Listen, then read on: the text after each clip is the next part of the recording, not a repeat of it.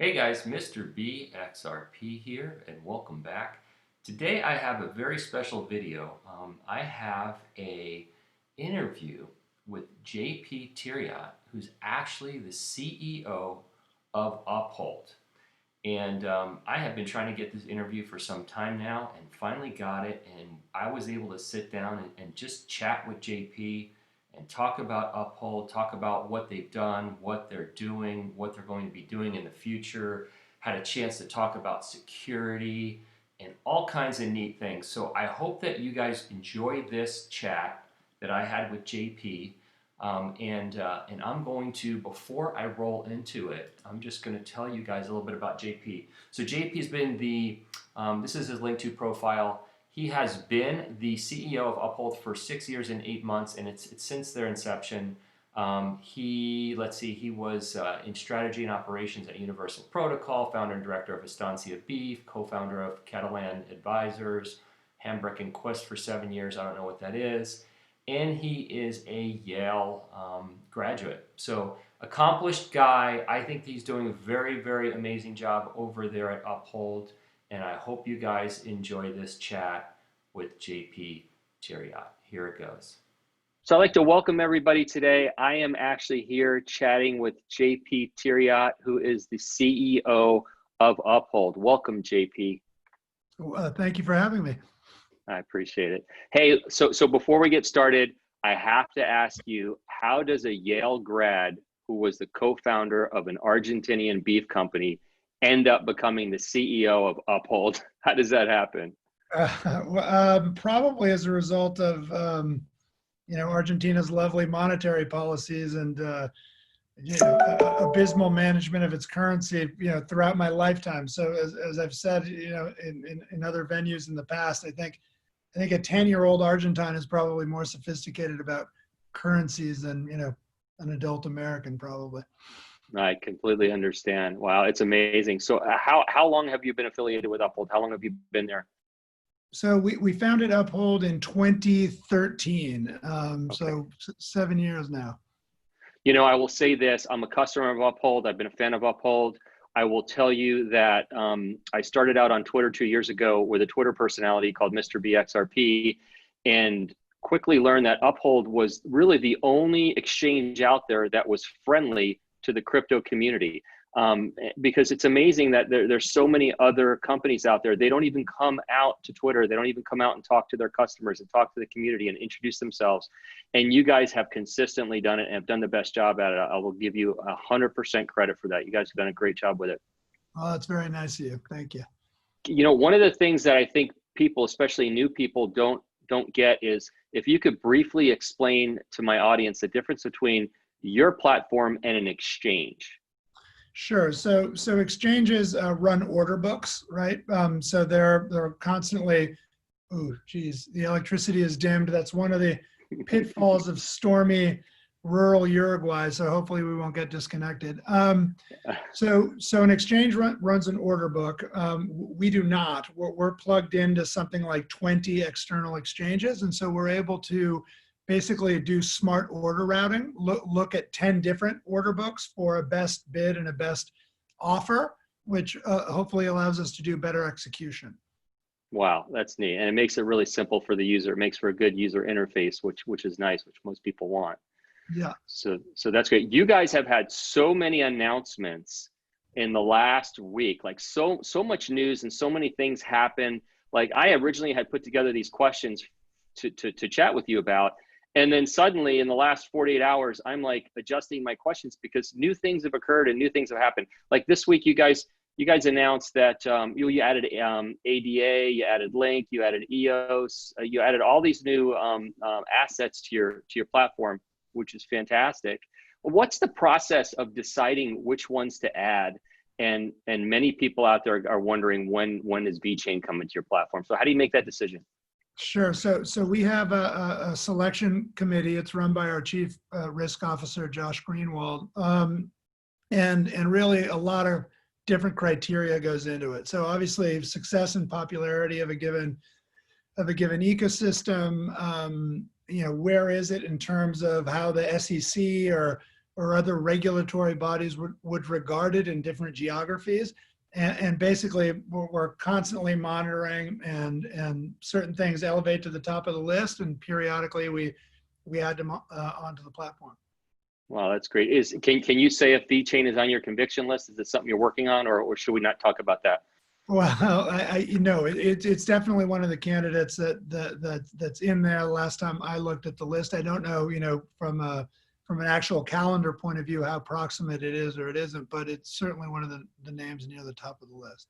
That's great. So as you know, I'm deep into the XRP community. The XRP community has gotten very warm to VeChain, and there's a lot of diversifying out there, and people are getting into it. So that's why I asked. So another big announcement, another thing you guys recently did that I think is just absolutely a game changer for you guys is fractional US equities. Can you explain what they are, how they work, and when will they be available in the United States? Sure. Yeah. So fractional US equities means, today a share of Amazon is, I think, a couple of $1,000. Tesla's in the sort of 1,500 range. Not insignificant dollar amounts. And so lots of people in the world don't have enough money to buy an entire share of Amazon or an entire share of Google or Tesla, but they nonetheless, like to participate. They might believe in the product, or they might be a fan of Elon Musk or Jeff Bezos. Obviously, more generally, the US equities market has been a fairly important historical engine of wealth creation, and access to it has been very limited. It's been sort of, the domain of well-off people in the Northern Hemisphere. And so we launched this product primarily to markets where it represents first-time access. So a millennial in Brazil who's perfectly aware of what an Apple product is and probably uses Amazon and probably fantasizes about having a Tesla can now, through his mobile device, without having to have so much money that he's already a private client services guy with Morgan Stanley, he has $500. He wants to invest $100 in Tesla. He can go ahead and do it. It's amazing. It's absolutely amazing. I mean, even people as a conversation piece, they could say, "I've got Berkshire Hathaway," when it used to be $250,000 a share, and now somebody could buy a fractional share and say they're into Berkshire. It's unbelievable. Yeah. I mean, and I imagine a day when people will be able to say, I own a piece of a Picasso when they tokenize a Picasso. We're moving into interesting times. It really is exciting. I was wondering though, when do you expect it to be available in the US? I know it's available in the US on other places, and I imagine you guys are now moving toward that. Yeah, so we've been in a discussion with FINRA and the SEC for about 2 years, it's an interesting process. There's kind of little you can do to speed it up. We obviously wish it would go faster. It's peculiar, right? We get asked the same questions literally time and again and again, and it's a little monotonous, and it seems rather unfair, to be honest, but I guess we'll wait it out. Nobody runs a better sales prevention department than the U.S. government.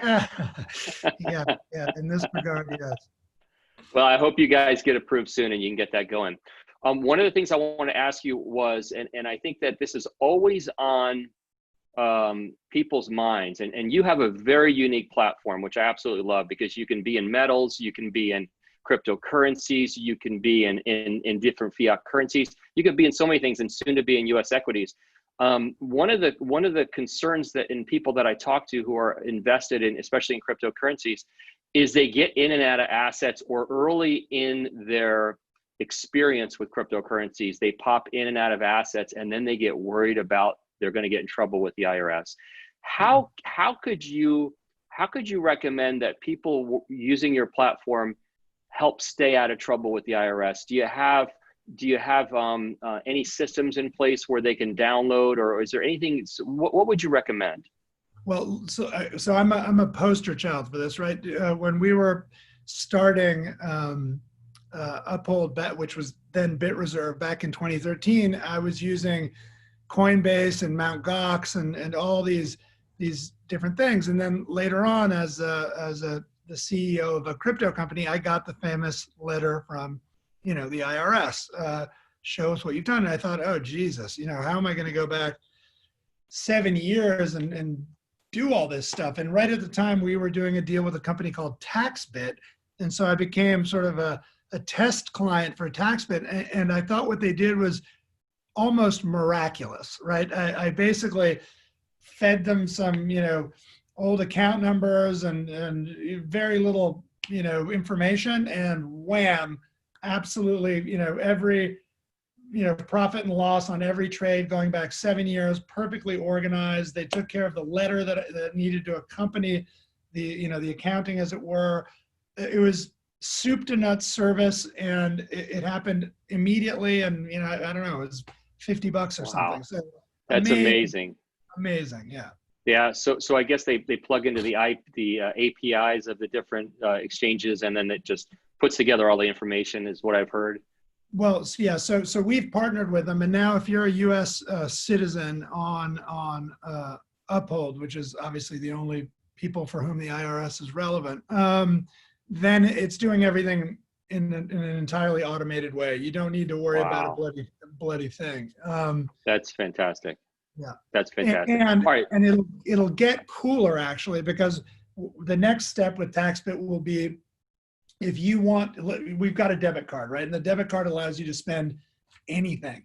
So if you're approaching the end of the year and I don't know, you need to take losses, or you want to fix some gains, or whatever your tax strategy is, you can sort of set the dials, and you'll be advised, hey, you're about to use your debit card, spend your ETH and take the loss, to offset your gains in BTC before it's too late 3 days from now, sort of a thing. So it'll be smart tax. Yeah. That's amazing. And is that available on your platform now? Well, the first stage of that is where everything is on. You just link up to TaxBit and they take care of everything for you. That's already ready. The tax optimizer is probably next quarter or quarter after that. That's amazing. So my next question is probably the thing that concerns people the most, which is security. So as far as people's holdings on the platform, on the Uphold platform, are they technically insured? How does that work? Yeah, so it's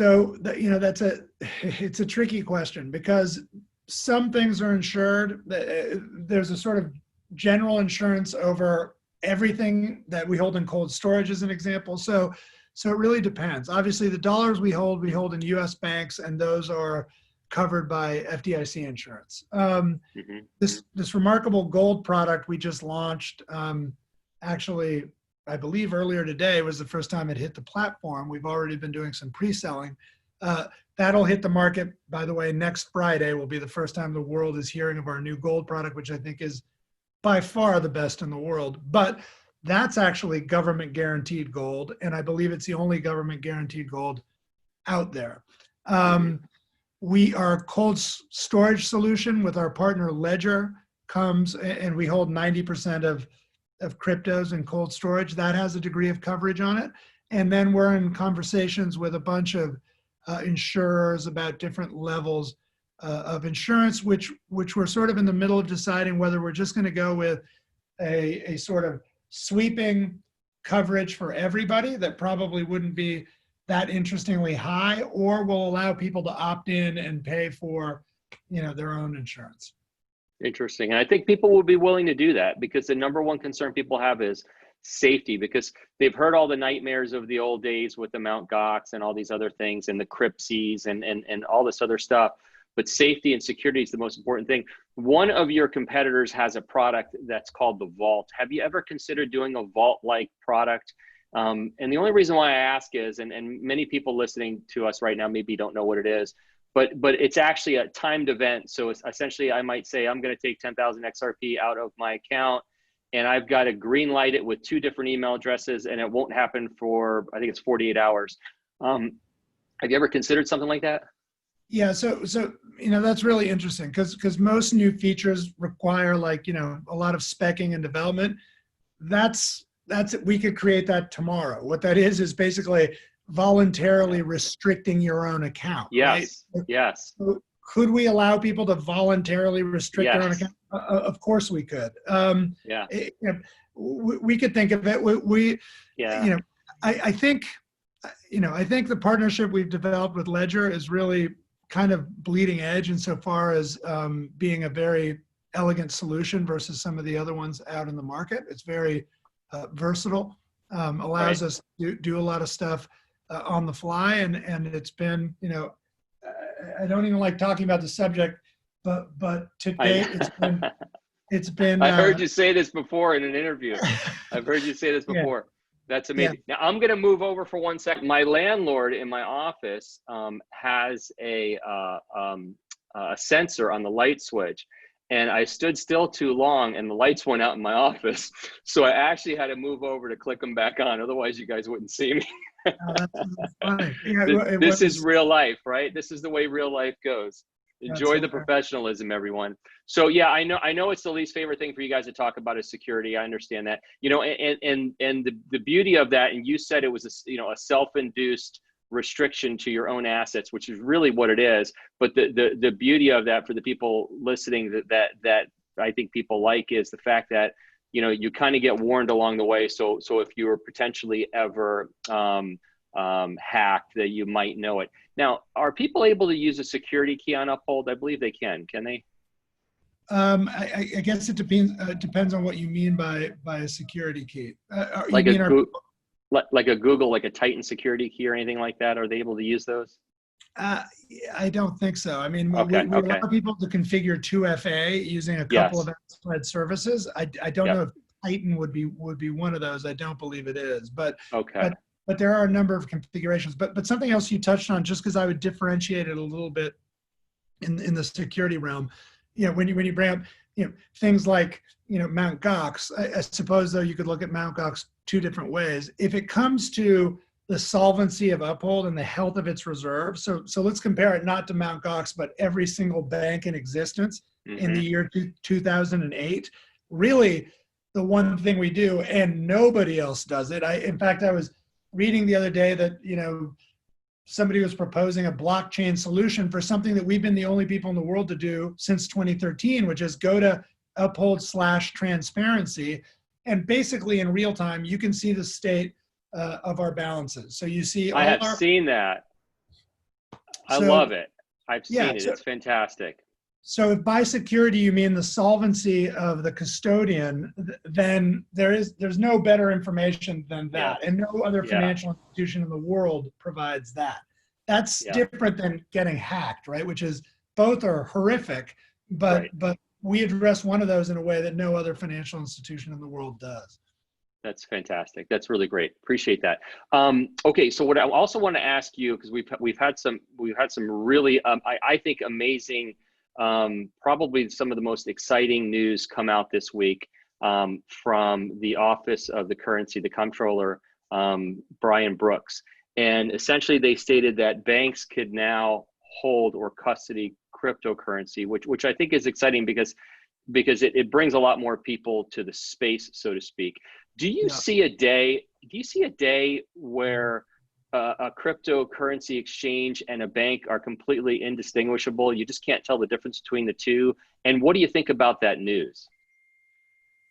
Like you, I think it's great news for the space. I think from a competitive point of view, we're not too worried about getting out innovated by banks. That would be hilarious. But and by the way, we work with some great banks, but they're not. When people think of banks, those aren't the banks that are working with crypto today. The banks that are working with crypto today are genuinely entrepreneurial, innovative, banks. They're not the bulge bracket firms, from New York that are protecting centuries old, franchises.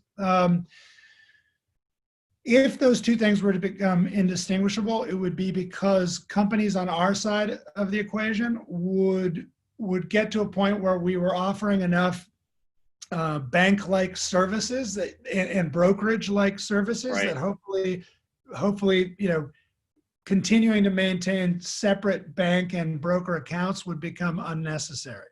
Now, is a Wells Fargo going to step into the breadth of coverage and possibilities and features that a wallet like ours can provide? I very much doubt it. I doubt it. I agree with you 100%. I think it's great. I think it's going to bring a lot more people to the space, but they're never going to compete with your tech. They're never going to compete with your services. I don't see that you're going to be able to go from gold to XRP or back or forth or be able to do those things anytime in the near future. So I agree with you 100%. Do you think that we might see, because of this kind of blending between banks and exchanges that may be happening in the future, do you think we might see FDIC insurance come to exchanges at some point? Well, like I was saying earlier, in a sense, they already have. We're holding tens of millions of dollars for people, and they're all in U.S. bank accounts that are all already being covered by FDIC insurance. So Gotcha.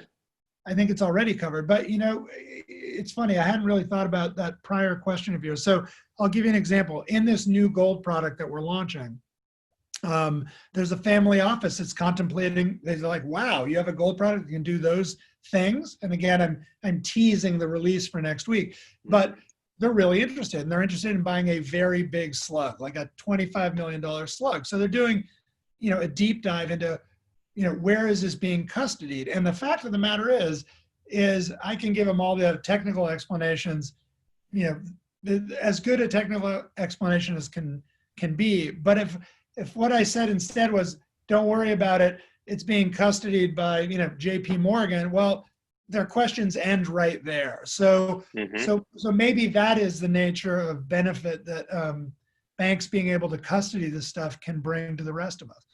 Yeah, that's a very good point. Excellent.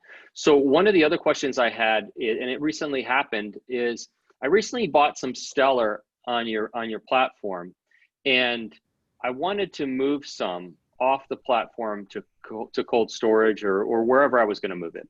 And I found that I couldn't move it off the platform. Could you explain to me why some products that you buy, you can't move them off the platform? What is the reason for that?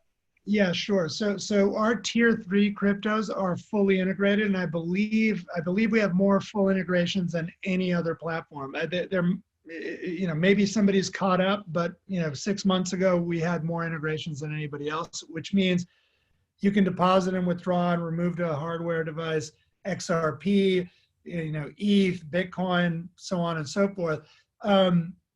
The ones that are new and novel blockchains, and not just the next ERC20 token, require a massive amount of engineering, right? So we'll always add the next ERC token fully integrated, but some people wanted, as an example, ADA or Digibyte or these other things that are their own blockchains. And, our development calendar is, as you were saying earlier, we're releasing stuff all the time. It's chock full.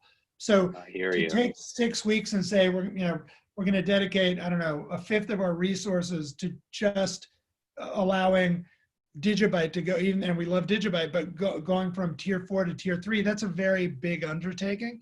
So we cover those, in, if you like, this synthetic way. That is the way, by the way, companies like eToro and Square Cash and Revolut, basically 99% of the cryptos you'll experience there are all synthetic, right? You're participating in a unit of account, but you're not really a participant, right? So is it safe to say that you bring that asset onto your platform, and then later on you've got to finish out the tech so that people can move it off the platform, but you don't want to slow down the process of bringing on those new assets? Would that be a good way to explain it? It's a great way to explain it. Okay. Yeah. All right. Fair enough. That makes sense. Totally makes sense. All right. So here's one that I don't know, maybe it's not even worth talking about, but I had mentioned earlier when we first got started what a good friend Uphold has been to the XRP community and just to the crypto community. Could you think of why other exchanges don't do that? Like, it's just amazing to me that, and I don't want to use names, but they don't come out and they don't introduce themselves. It's amazing to me. You've got 30, 40, 50, 100,000 people in the XRP community that can be incredibly loyal if you'll just come out and say hello, and they don't even bother. Yeah. I don't, if you take it all the way back to 2013, I think there's a lot, it's the human condition. There's a lot of tribalism. And I think, there's this sort of a rivalry between XRP and the Bitcoin fanatics and the ETH fanatics, and I think a lot of that is a hangover from those days. Yeah. An example, naming one of our friendly rivals, but I think Coinbase and Coinbase basically took a dump on XRP every time it possibly could. They were clearly identified with another one of the tribes. I think over time it became self-serving economically for them no longer to be strident about that. But yeah, we certainly appreciate when people have memories about who took a risk on what at what time, right? Yeah. So Yeah. So and this is touching on something we already talked about, but I just wanted to maybe drive the point home. So recently you guys had a tweet that you put out that you hold full reserves for all your assets. If you could just touch on that briefly, just so everybody can kind of understand that. Yeah, absolutely. So again, if you go to the transparency page, you're able to see what all our users are holding of any single unit of account, from Bitcoin to physical gold to dollars, et cetera. And usually, well, it tells you overall, our users, and I think today the number is what you see on our balance sheet is about 175 million.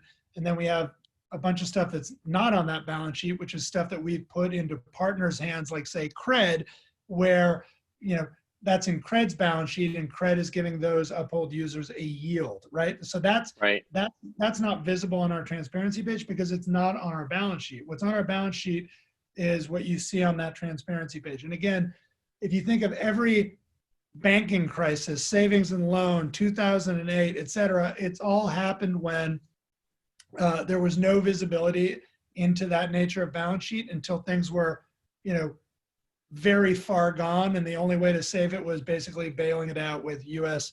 taxpayer money, right? So we were trying to build a better mousetrap. I think today it's referred to as a narrow bank. Like, why don't you let banks have to hold 100% tier one capital instead of 11 or 14% tier one capital? Why don't you not let the banks use leverage, et cetera, et cetera? These ideas have always come up. The banking industry is never going to want those things to fly, but the idea with Uphold is build a better mousetrap. There is no possibility of a run on the bank with Uphold, right? Everybody's last fragment of a Bitcoin or a dollar will always be there for everybody to withdraw at the exact same moment, should that ever, come to pass. Yeah. So, and again, it's visible. I want to say real time. I think it updates every 5 or 10 minutes.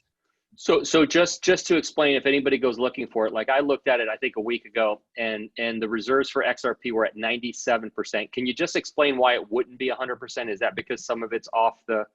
Well, let me check. Let me check if you don't mind. Okay. Maybe I just caught it at an odd moment.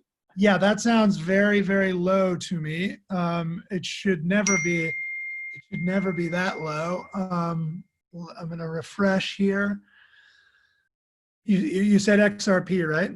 Yeah, I think I'm pretty sure that's what I looked at, and I saw 97%. I was just wondering why it wouldn't be 100 and how that works. Yeah, so the answer would be that it might be slightly below sometimes when things are in flight. Yep. I mean, the main point is that you, the user, have perfect information, right? Which again, no other bank is going to give. Hey, I was happy with 97%. I was just intrigued to know, why not the other three, but I was thrilled because I'm quite sure that many of them are not holding 50%. So I was very happy to see that. No, so the exact number at this red hot moment is our users are holding 132,267,000 XRP, and we are holding in reserve 132,264,814. So, we're within, I don't know, $500. Nice. Right? Hey, so, you at least you have something to work on, right? Yeah, exactly. That's awesome. I'm glad we did that exercise. That's fantastic. I think people are going to be shocked and surprised at what a great job you guys are doing. And because I think most people think of banks and fractional reserves, and they think that, that exchanges are doing the same thing. So I think that I commend you guys for what you're doing. I think that's awesome.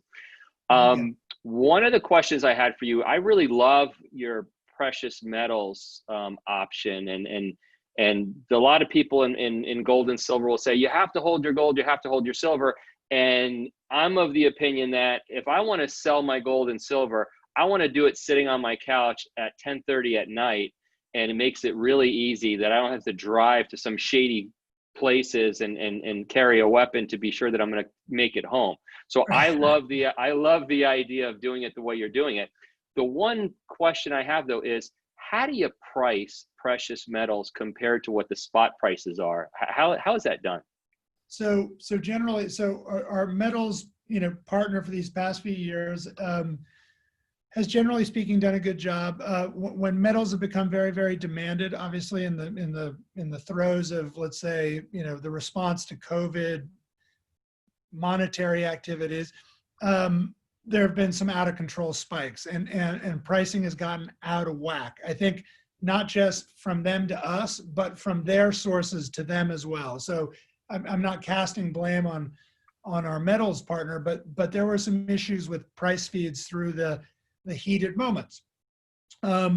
We've got some very close friends of the firm and big investors who are big gold bugs, and their family offices have combed the world over. All the gold people know them, and they know all the gold people, and they've been searching and searching. And one of them came to us a few months ago and was like, I have found the best gold solution on earth. So he made the introduction. I'm giving the sneak preview for the product that's launching next week. And I may as well go whole hog, even though, when does this get aired? Well, I'll tell you what I'm going to do. There's a question I know I need to ask you after this video. So why don't we do this? Let's talk about that when we wrap up this video, because I know there's another piece of news that we need to talk about. So we'll do both of those things. Sounds good. And then we'll drop it at the appropriate time. Sounds good. Perfect. Fantastic. Great. I'm glad you asked. So I wanted to go back to fractional shares of US equities. In the cost of those equities, is it the same if you buy them fractionally than if you bought them as a whole? Is it a true percentage? How's that done? Yeah, no, it's straight across, and fees on equities tend to be a hell of a lot tighter than they are on crypto, because most places are obligated to deliver what's called an NBBO price. So you don't have the flexibility to charge whatever the hell you like. The spreads are a lot narrower, usually in pennies, and there's no penalty for buying a fraction of a share. Fantastic. That's good to know. I appreciate that. So here's a question that I am very concerned about, not with your platform, but just for people in general. So here's my question. When the next bull run happens, if Uphold users, we'll just use you guys as an example, are going to use your platform as an off-ramp, and they start sending assets from cold storage, and you start seeing assets coming from cold storage into all these accounts, are they going to experience any problems? No, I wouldn't think so. I wouldn't think so. And I only ask that question because we've seen other exchanges make it difficult sometimes to cash out. I've seen other exchanges applying for patents to be able to flag accounts that are cashing out more than $2,000. I've seen some crazy things out there. And I just want people to, one of the things, because I was here for the last bull run, and I'm one of those guys that had just gotten into crypto. I'm in now 3 years. I had just gotten in. I had made a very nice investment, and then my investment had turned into a house on my phone, and it happened very, very quickly. And then I watched that house disappear. And now I've been waiting 900 days for another all-time high situation. So I learned the hard way by never taking profits. So one of the things that I tell my listeners and the subscribers of my YouTube channel and the people that follow me on Twitter is to have an exit plan. And one of my concerns is that there may be some exchanges when all of this XRP and Bitcoin and whatever comes flying out of cold storage. I've had a concern that exchanges might slow down the process. And you're saying you don't see an issue, and I think that's fantastic.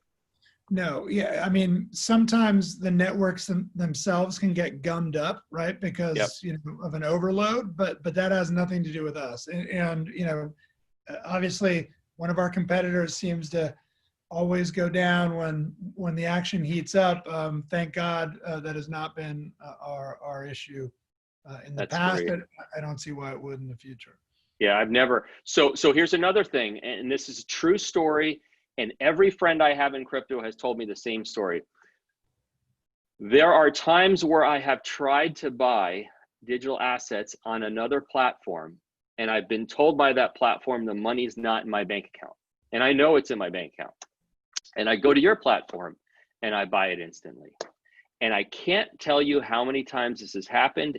And I can't tell you how many people have told me the same thing. It's absolutely amazing that another platform would say the money's not available. And we always say, whenever somebody calls me and they go, I can't buy on so-and-so, I'm like, jump to Uphold. Boom, it goes right through. It's just, and I want you to know that that's a real deal. It happens. And if you ask people about it, they'll tell you it really happens. It's a surprising thing. Interesting. So without getting too technical, because I'm not a technical guy, I'm a sales and marketing guy. But I know that a lot of the XRP community is going to be watching. So I'm going to ask a couple of XRP centric questions. One of the things I want to ask you about is the ILP. So I saw the ILP mentioned on your website, and could you share with me how you use the ILP now, and if at all? And then do you see a day, a lot like email in the old days, right? Where email wouldn't talk to other email channels until they could. Do you see a day that I can send my sister XRP from my Uphold account to her Coinbase account in Italy and she receives euros? And would the ILP be used for that? So, all right. So let me answer it two different ways. So obviously, if your sister had an Uphold account, you could do that, right now, and that doesn't require ILP, right? So, which is amazing, by the way. Which is amazing. That video you guys put out is amazing. I just love it. I did a video about it. Fantastic product, right? So yeah. But that's why I wanted to go to different products, right? So can I go from Uphold to Coinbase? Right. So going from, let's say, closed loop to open loop, right? Where ILP becomes the glue that allows all these disparate payment systems to interact with one another. I think the answer is absolutely yes. We've worked on some super exciting developments with Coil, who's sort of stewarding along the ILP project. We saw a demo the other day where, basically there's a provider of content, and the provider of content is giving their yoga class or whatever it, could be. And as people were signing up, basically using ILP and ILP payment pointers, the person delivering the content can see the money they're receiving scroll in real time, right? Imagine if banks or credit cards could do that. So when you glimpse that, you glimpse the future, right? That is how payments are going to work. And if you say, well, my God, I've seen the future, what can get us there? Thus far, I think the only good answer is ILP.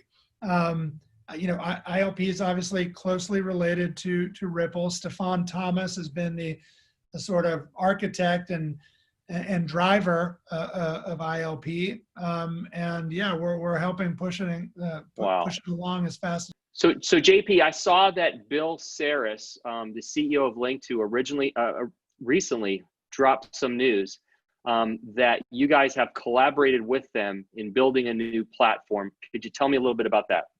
Yeah, absolutely. So I think that there's going to be a few phases to the relationship. The first phase is that folks interested in buying, the late stage private shares that Link2 sells, which are pretty exciting. They have sold some Uphold shares, but they also have Coinbase and Ripple and Robinhood and a lot of these particularly fintech, unicorn types.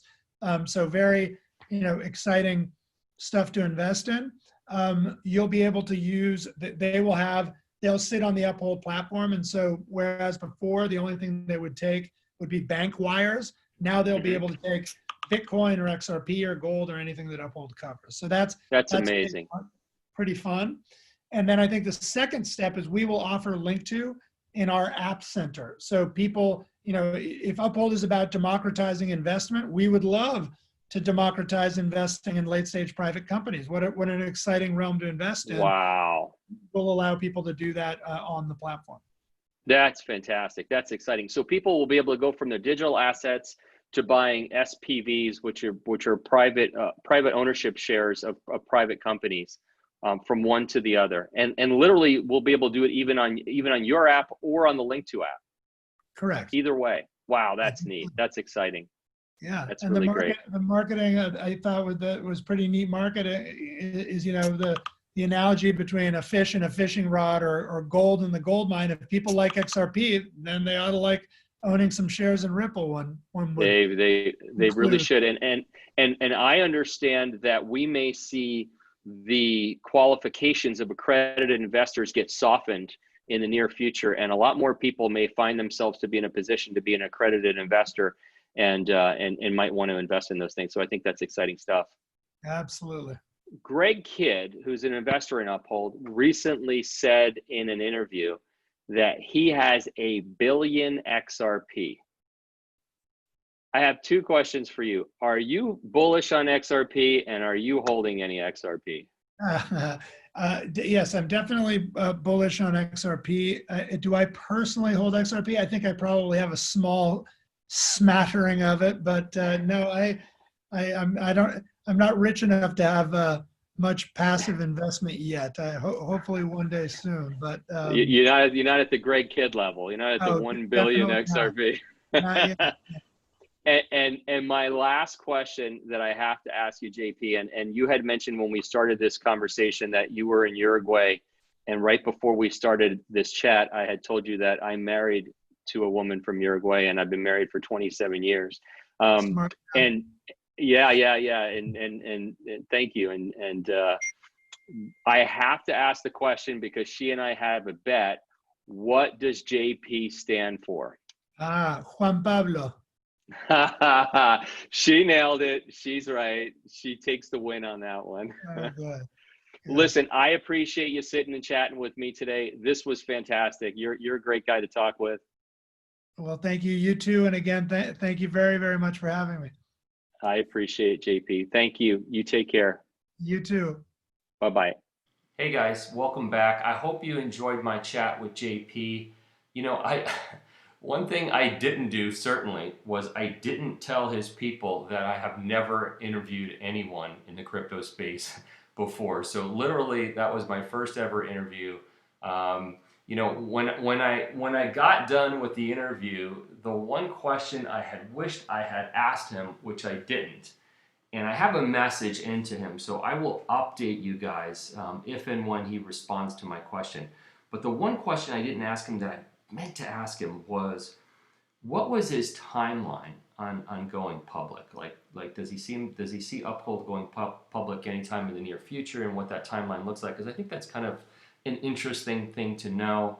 And the reason why, one of the reasons why I want to know that is we know that and I just put up this article here. We know that Coinbase is planning on going public, and this particular article says they're going to go public in 2020. So I'm certain that Uphold has a plan to go public in the future, and I'd like to know when they plan to do that. I think that's interesting stuff. So one of the things I wanted to point out to you, there's been a lot of talk. I see a lot of people on Twitter talking about buying these SPV, these privately owned shares of different companies.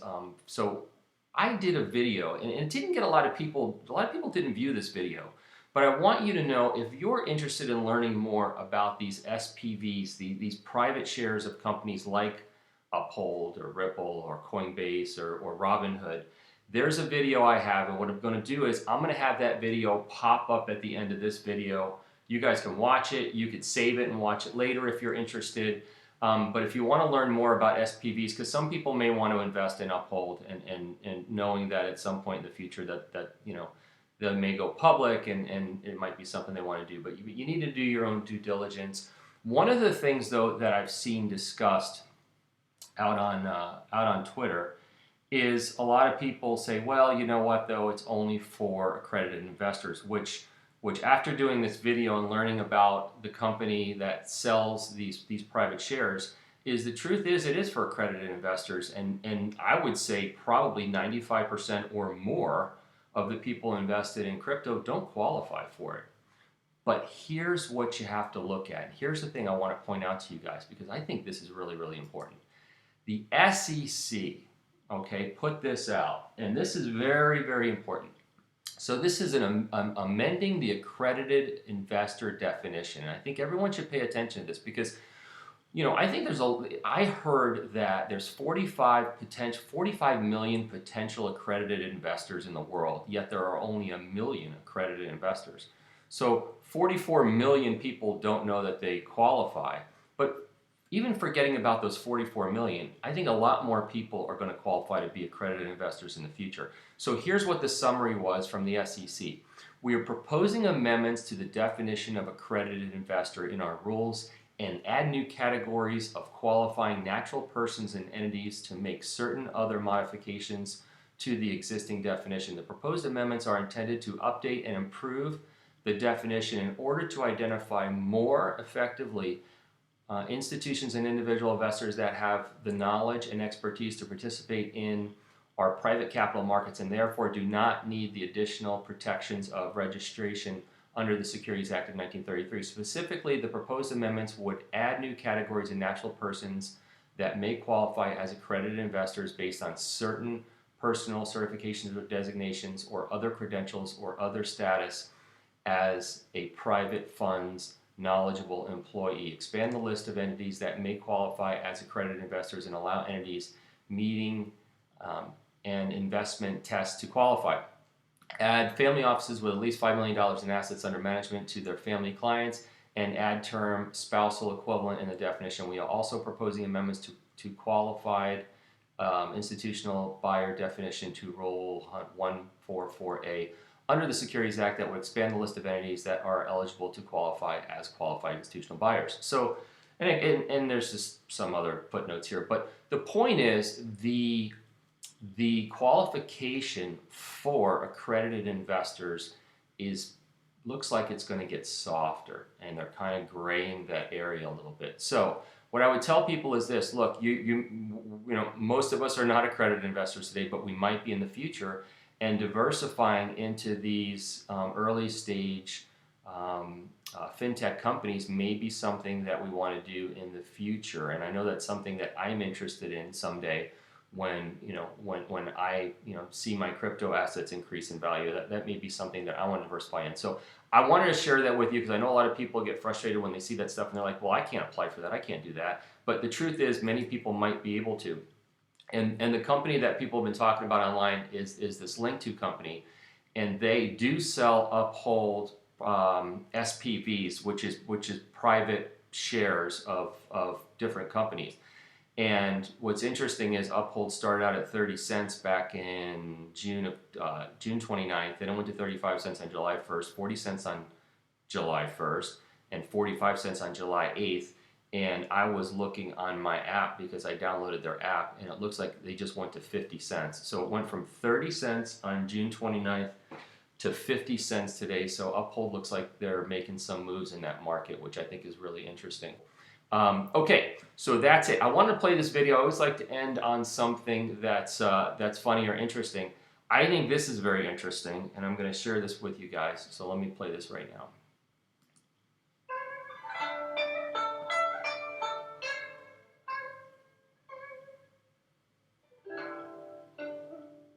Look at that. The fisherman has the bird go get the fish for him and then gives him some fish himself, and the bird goes back to go get him more fish. That is absolutely amazing. I absolutely love it. I think that's incredible. And before I go, if you guys have any suggestions on future interviews that you would like to see me do, please put them in the comments section below because I'd love to hear who you guys would like to see me interview in the future. And I am not a financial advisor, I'm not an accountant, I'm not a professional interviewer, and I'm not a crypto expert. These are my opinions only. Don't make any financial decisions based on anything I say. This video is intended for entertainment purposes only. Please like and subscribe. If you haven't subscribed to my channel by now, please give me a sub. That would be fantastic. And thank you for everybody for pushing me over the 15,000 subs this week. That was fantastic. And please share my video with anybody who you think might appreciate it. And everyone have a great day.